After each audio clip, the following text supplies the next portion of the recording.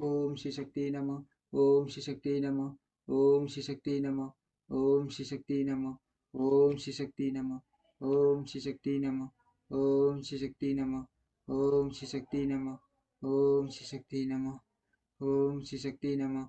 ओम श्री शक्ति नमः। ओम श्री शक्ति नमः। ओम श्री शक्ति नमः। ओम श्री शक्ति नमः। ओम श्री शक्ति नमः। भगवान शिव के अवधूतेश्वर अवतार की कथा और उसकी महिमा का वर्णन।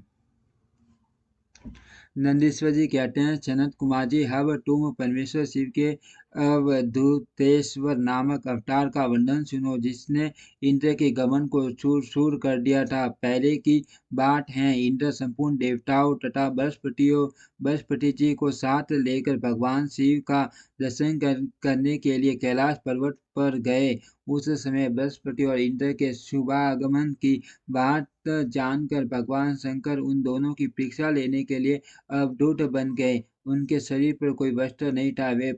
वे प्रज्वलित अग्नि के समान तेजस्वी होने के कारण मां भयंकर जान पड़ते थे। उनकी आकृति बड़ी सुंदर दिखाई देती थी। वे राह रोक कर खड़े थे। बृहस्पति और इंद्र ने शिव के समीप जाते समय देखा, एक अद्भुत शिव शरीरधारी पुरुष रास्ते के बीच में खड़ा है। इंद्र को अपने अधिकार पर बड़ा गर्व था, इसलिए वे यह न जान सके कि ये साक्षात भगवान शंकर हैं। उन्होंने मार्ग में खड़े हुए पुरुष से पूछा, तुम कौन हो? इस नगन अवधूत वेश में कहाँ से आए हो? तुम्हारा नाम क्या है? अब सब बातें ठीक ठीक बता दो, देर न करो। भगवान शिव अपने स्थान पर हैं या इस समय कहीं अन्यत्र गए। मैं देवताओं तथा गुरुजी के साथ उन्हीं के दर्शन के लिए जा रहा हूँ।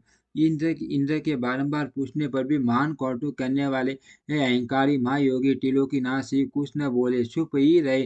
तब अपने ऐश्वर्य का गमन रखने वाले देवराज इंद्र ने रोष में आकर उस जटाधारी पुरुष को फटकारा और इस प्रकार कहा। इंद्र बोले, अरे मूढ़ दुर्मते, तू बार बार पूछने पर भी उत्तर नहीं देता। अतः तुझे वज्र से मारता हूँ, देखो कौन तेरी रक्षा करता है।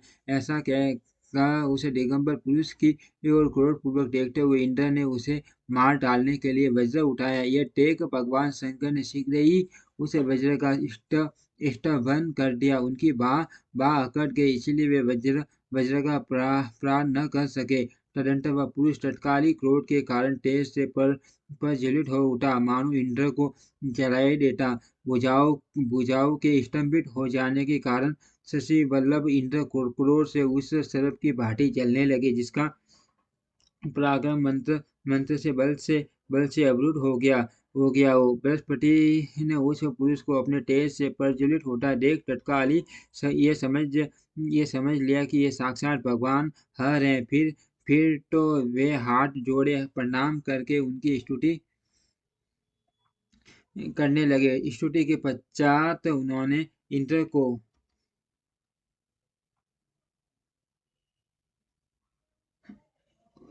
उनके शरणों में गिरा दिया और कहा, दीनानाथ महादेव, ये इंद्र आपके शरणों में पड़ा है, आप इसका और मेरा उद्धार करें। हम दोनों पर क्रोध नहीं प्रेम करें। महादेव, शरणागत इंद्र की रक्षा कीजिए। आपके ललाट से प्रकट हुई यह आग इन्हें जलाने के लिए आ रही है।